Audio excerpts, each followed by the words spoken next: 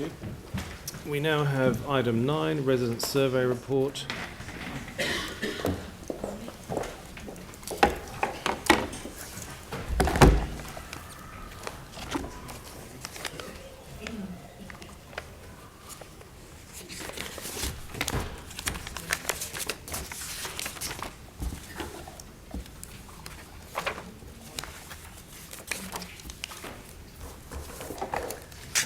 Hi, Carleen. So you want to do a presentation for us? Thank you, I do.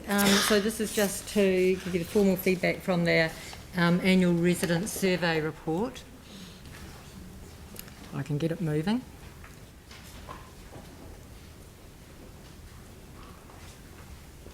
Yep. Thank you. So you recall that there are two aspects to the survey. There's a general service satisfaction survey carried out in March and April, and the point of contact satisfaction survey. So general satisfaction survey, about 776 sample size. That's an interview, takes quite a long time, and covers around 10 activities, but multiple questions around those activities. And the point of contact satisfaction surveys are basically when somebody's used a service and the feedback. That's a much larger survey and carried over a longer period of time, but with varying levels of sample sizes, so from 5 to 1,500 people, depending on the service and people's interaction with that service.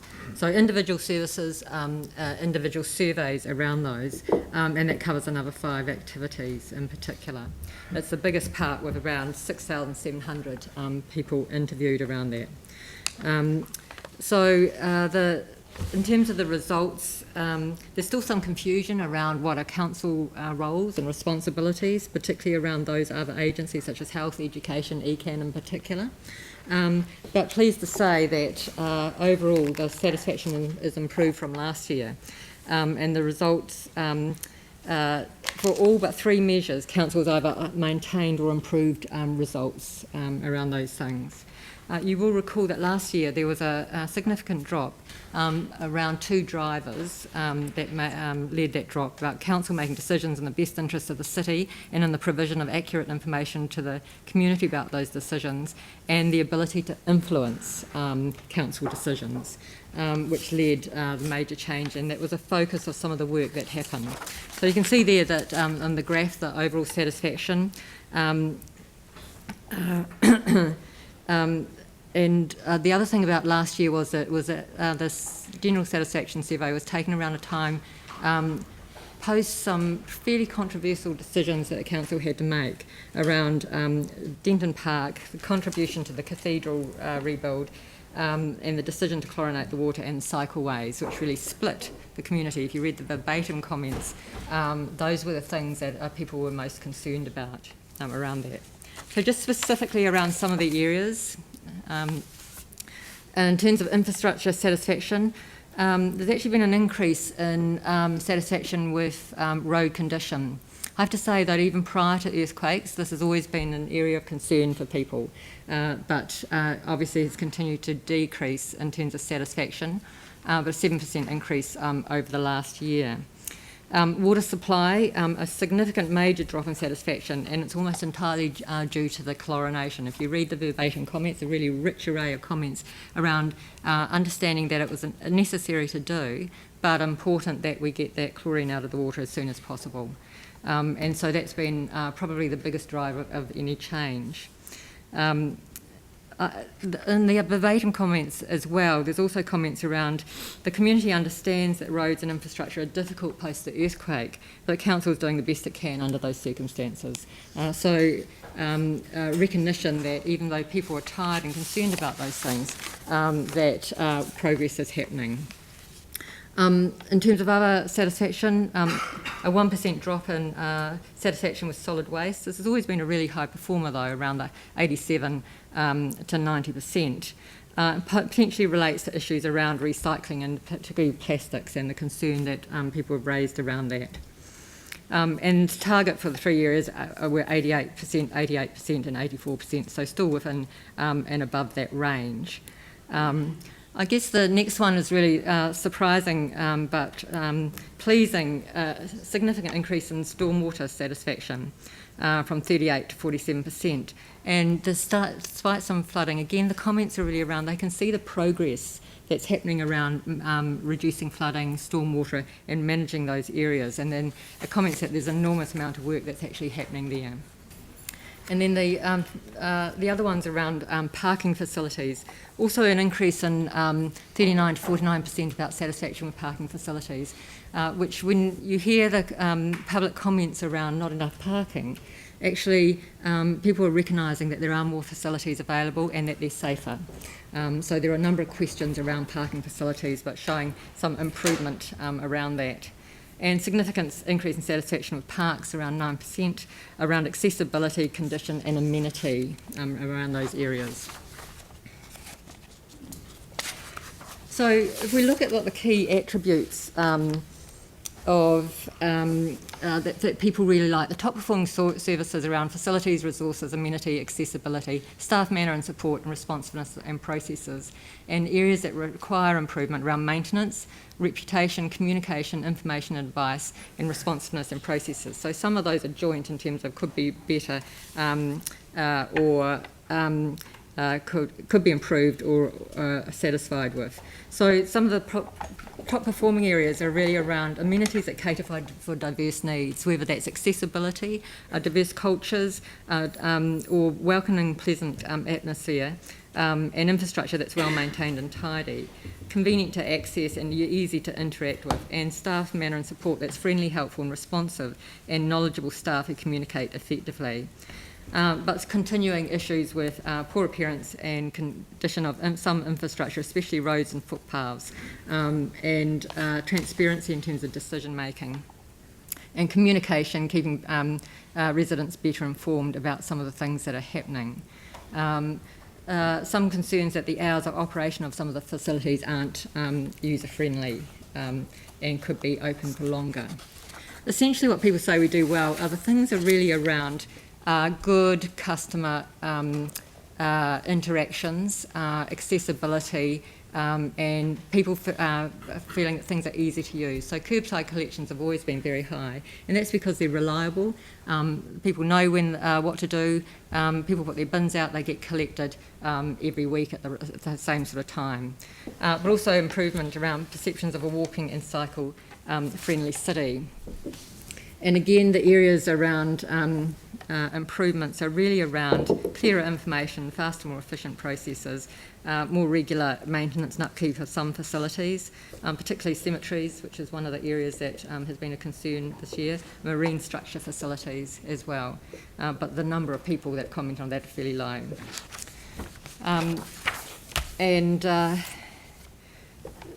If the other areas that need to continue to improve, even though there have been some significant improvements, are around people's influence, participation and contribution and understanding of council decision making. So essentially 24% of people don't think that they can influence council decisions.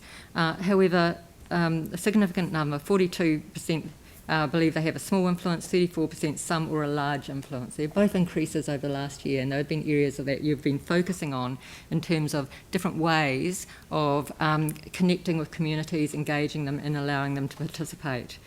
And also an increase in the confidence that council is making decisions in the best interests of the city. I've mentioned the overall dissatisfaction with the condition of our roads and footpaths, but essentially, again, that's improving, even though it's quite low. And water quality was the real issue in terms of a drop in satisfaction, but reliability of water is high in terms of that. And the other thing, as I mentioned, the stormwater drainage has been really a significant improvement in that area. So what happens with this information is that units will look at the service areas and plan how they'll approach these particular areas, but the consistent message is really about the continuing to improve customer service to improve resident satisfaction. So that things like the cater principles, which are a way of responding to customers, embedded in all our service areas, the tone of voice, the responsiveness, even if it's a no, is about how we deliver that message. And I just want to take a couple of slides just to talk about the internal staff pulse surveys. You'll recall that we do engagement surveys on an annual basis, and we've just changed them to pulse surveys so that we have a much clearer and more immediate, timely response in terms of understanding the engagement of staff. And this is the second of these surveys that we've done. So we had a 67% response rate, so about 710 employees, and we get quite detailed responses across all the areas. But the number of things that I think are important is that one of the questions around progress towards our organisational vision, a great place where people want to be, 12% of people think there's been no progress towards that, but 88% I think there's been some good or excellent progress towards that vision and feeling a difference in terms of that. And then the top three things that people think are positive to maintain, the things that really keep people here are their colleagues that they work with, flexible work practices and that community focus, which is why people are here, to engage with their communities and deliver services to their communities.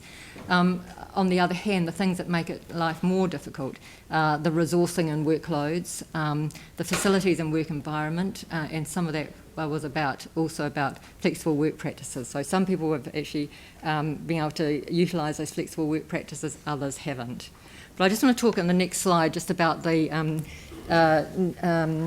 Net Promoter Score. So this is a score where people are asked from between 0 and 10, would you recommend working in this organisation? You would think that anything over 5 would be a promotion, but actually the Net Promoter Score looks at the top 9 and 10%. Levels 9 and 10. So those are the people that enthusiastically promote the organisation. And then 7 and 8 are the people that would recommend it, but they're called passives in the sense that they're not as enthusiastic. But you can see there's actually been an improvement in terms of over the last quarter in terms of those who would enthusiastically promote the organisation and those who promote it but in a more passive way. And so that's called the Net Promotion Score. So 26% of respondents would enthusiastically recommend council as an employer. 88, there's been an improvement in terms of overall the promoters. Anything between -10 and +20 is a normal promoter score. So we've shifted from -16 to -4, which is actually a really significant improvement. And as we continue to move towards the positives, that's a really positive thing for the organisation. You'll see also that there's been a drop in the detractors, so those are people from 0 to 6, from 37% to 30%, which is also a significant improvement. But just to show that they're continuing to improve in terms of the engagement of staff in the organisation.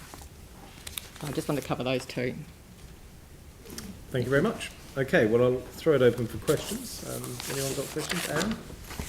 Thank you for this, Colleen. It's really clear and useful information.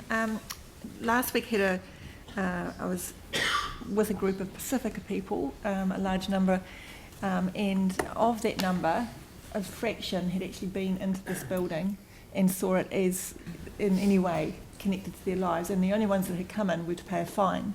So I'm wondering if we've got any sort of focused ways of strengthening the relationship that our people have with this place, and whether that needs to be more resourced, or I'd be interested in what your feedback is about that. So I think that there are lots of engagements at different levels. I think that the objective of things like the multicultural strategy is actually not just about making services better, but actually making democracy and an understanding of that and engagement with decision making easier. And some of that's about, first understanding what council does, making sure that when we share information or we look to engage people, it's in multiple languages, and also that we provide opportunities for engagement in different ways. So Pacific communities, for instance, are actually multiple communities within, a cohort. And so that means engaging on different ways as well. And it might be at people's place where they gather, at churches or in other facilities where they might come together, and really focusing on family, which is, the most important part in terms of those sort of cultures. So it's actually, I think it's about how we engage differently, as opposed to, and share information and gather information, as opposed to having a particular piece of work. And it's also about, people within the organisation understanding diverse cultures as well. So, our recent experience, of course, on March 15th, was an example of how people had already engaged with a different culture and knew how to deliver on some of the things that needed to happen. So I guess I'm asking in terms of, are there anything specifically that we can do or are doing to invite people in to this place, to kind of have, that it is our place? Do the events team sort of focus on that sort of thing? I can't speak about specific events, but I think that there are ways of engaging that allow people to come in, I think it's also about the council going out. Because the building is a building as opposed to being what the council offers on a range of services. Okay, I've got Dion and then Andrew. Yeah, just very quickly, what's the margin of error or difference in the survey? It's a very good question, and ELT had asked the same thing, and I have a very complex answer that says it's difficult to actually say there's a margin of error. Essentially, there's something that says plus or minus 3%, but actually because they're individual surveys, for instance, and because they're different sizes, and because they ask different questions, you actually can't identify margin of error specifically for this survey. So it's a long way of saying it's difficult to know. But it's a good question. It's a good question. So in fact, while the numbers are important, I think my personal feeling is that the verbatim comments are just such a rich source of information. They're really worth reading, because actually sometimes the comments, and this happened last year, the comments didn't actually reflect the change in the numbers. Andrew? Thank you. Thanks for this presentation. Referring to the slide that's in front of us on the screen at the moment, and again, I guess realising that this is an indication rather than a science, it's good to see that 12-point increase in the ENPS. The two surveys are 6 months apart. Just in making the comparison, I'm assuming that the survey questions and the survey format was the same across the November and the May results. I noticed the increase in response, a few more people in May than in November, and I'm assuming also that this would be a similar sample across different levels in the organisation as the earlier survey was. So given all of that, assuming my assumptions are correct, what would you attribute the increase in satisfaction to be connected to? So just one comment, you're right in the same questions, and we have a percentage from each of the units and the groups, which is similar. The only difference is it's a random sample, so it may not be the same people that answered last time. However, having said that, the executive team and the senior leaders have done quite a lot of work in terms of talking to the organisation, their staff, about values and behaviours, about sharing information, and about working on their feedback. So they give specific feedback, both in terms of the survey and an ad hoc basis, but also things like exit interviews are, again, a good source of information about where people's pinch points are, what they'd like to see changed, what the good things are. And so there's been a real focus in terms of addressing those issues, be they small things that are just irritants to some of the larger issues, training staff and actually providing them with clear purpose and an understanding about how their work contributes to the overall goals and vision of the council. Great, thank you. Thank you. Phil? Thank you, Carleen. I just want to ask you about the services where there was less satisfaction, like under 50%. This is on our page 70, Carleen. So the area of public understanding of decision making, traditionally as councils have scored quite low. And I just want to ask you sort of about the process for that, though, because like the themes that you've listed there is that people want council to be less adversarial, and also another one was avoiding expenditure on unnecessary projects and more consultation. So it's really like, I'm just wondering, have we got a sort of another question around whether or not people agree with the recent decision making, or the decision of the decision making? If we ask a question like that, particularly like, for example, when council recently made a decision on the multi-use arena, clearly there was, it might have been 50-50 and a lot of people opposed. So I'm just wondering how much people's preferences around the actual result influence this score. Absolutely, and I think that's why you saw a drop last year, because if you looked at the the difficult decisions that council made, and you looked at the verbatim comments, then you could really clearly see the community was split, and those that had engaged in the consultation process, for instance, didn't see their views reflected in the decision. So it was really clear that that was a driving influence around that. The questions that are asked are things around overall, how much do you agree or disagree that you understand how the council makes decisions? Overall, how much influence do you feel that the public has on the decisions that council makes? Some, small, no influence, or large. Should go the other way around. Then there's another one about ease of how easy is it for you to understand and participate in decision making. So those are the questions.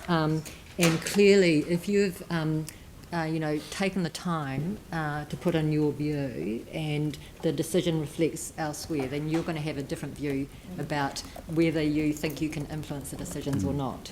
But if you think it's easy to put your view forward, and if you think that you understand the council decision-making processes, then in an aggregate that will change that overall. So that's one of the challenges with the survey, is that there are aggregate numbers or percentages over a number of questions. Thanks, Carleen. Tim, and then Sarah. Thank you, Mr. Chairman.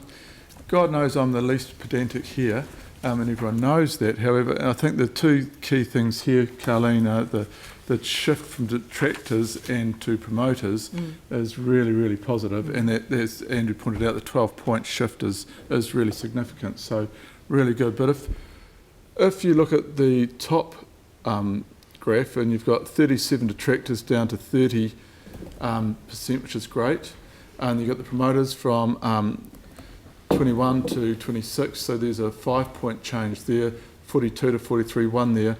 The percentage on the bottom graph only goes to 99. Yep. So probably 2% might go to, or 3% might go to 2%. Yeah, it might be a rounding issue, but also because of the way that it's estimated, like the proportion of promoters and is taken off the detractors is taken off the promoters as percentages. So the way it's calculated means that it won't necessarily be an even number. So we'll never get to 100%. Oh no, you might do. It's just a quirk of the formula in the numbers, and there will be a rounding issue there in terms of percentages. Okay, cool. Thank you. Sarah?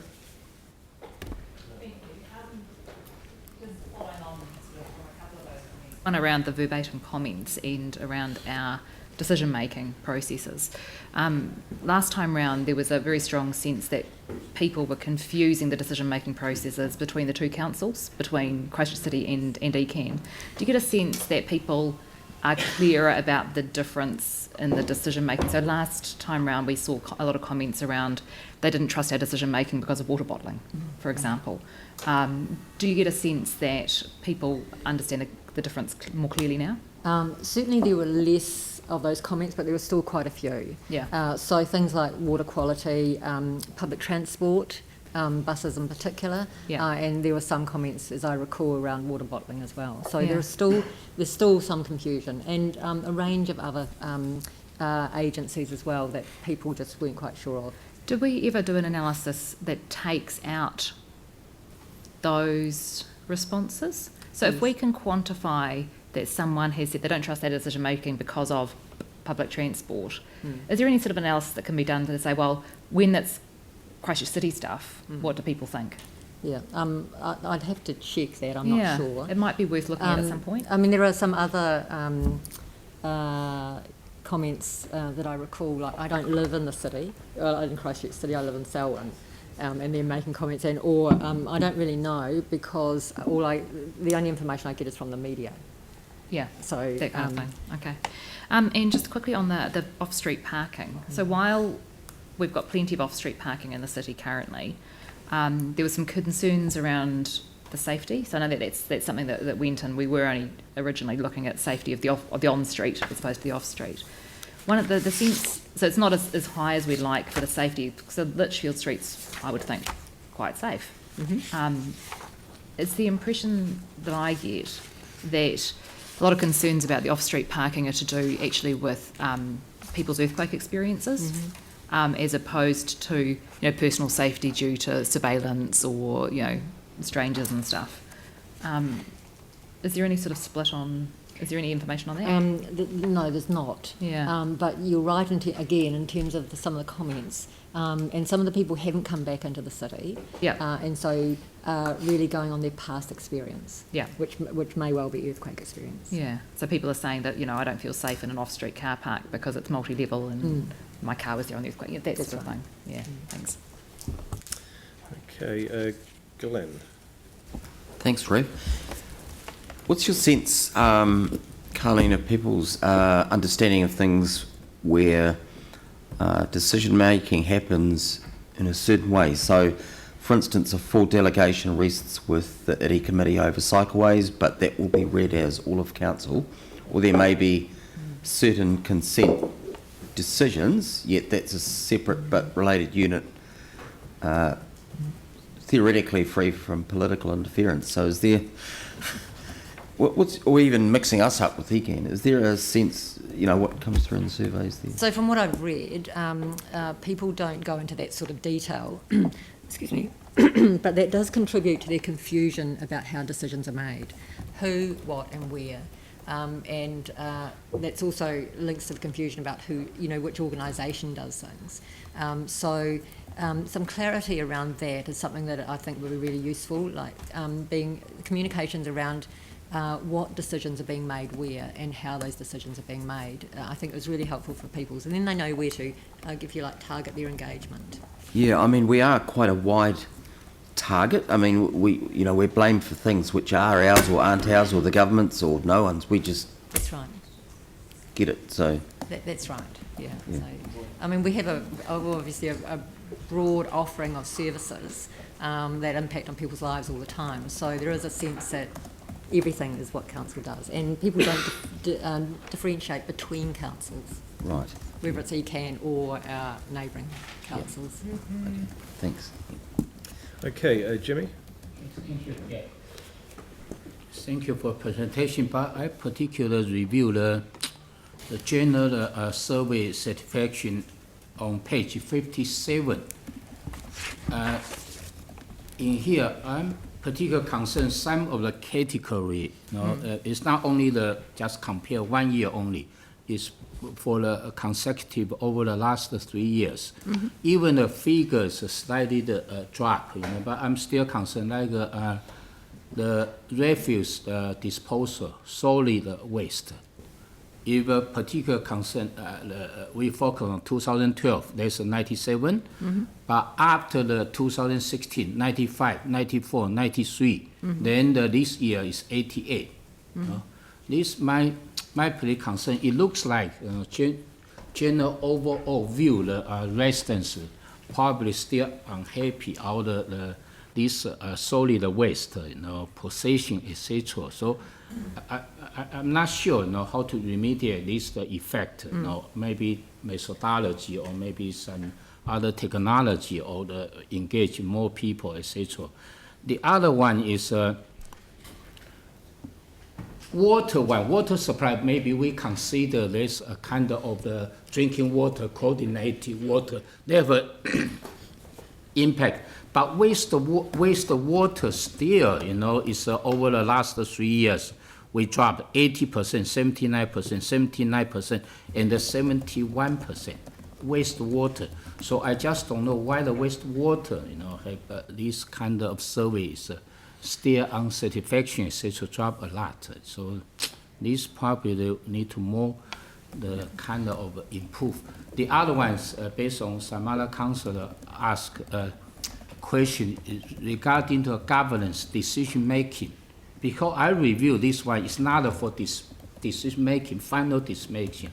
It's particular focus on the process of the residents, people get involved and participate in the decision making process of the council. So if we recognize this city is more diversified, the city, then we need to focus on different kind of the rich market. How do we can improve those can good, stronger the feedback. This is my concern. Yeah, so you're quite right in terms of that last comment, and as a council you've focused on that in the last year and made some real gains. We're not at the end of that journey, so there's a lot more work to do, and also being clever about targeting some of the consultation to different communities that are impacted on.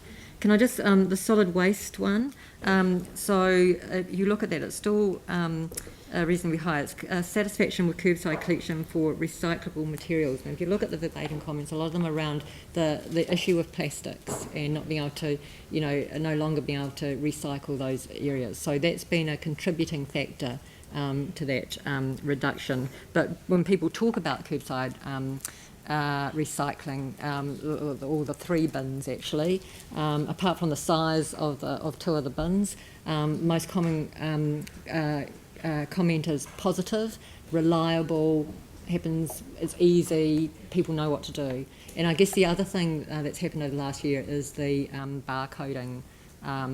So some people have come and gone on that in terms of their bins being changed in that process as well. So there's been a lot happening in that area, which I think has contributed to those things, and around solid waste. Regarding to rubbish bin change, because I heard quite a few people told me that they want to swap, for instance, the red bin, yes. And the yellow bin they want to swap, yeah. But the council still.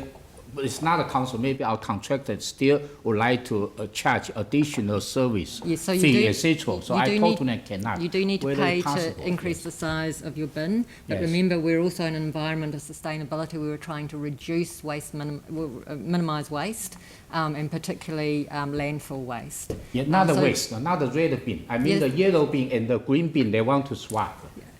In terms of size, yes. Yeah. So again, you do need to pay for an increased green bin, but those are the comments that come through. Some people would like bigger bins. Thank you. Any more questions? Okay, thank you very much, Carleen, for that presentation. Do I have a mover to receive the report? Moved Sarah, seconded Mike. Any discussion? I'll put the motion. All in favour say aye. Aye. Against, that's carried.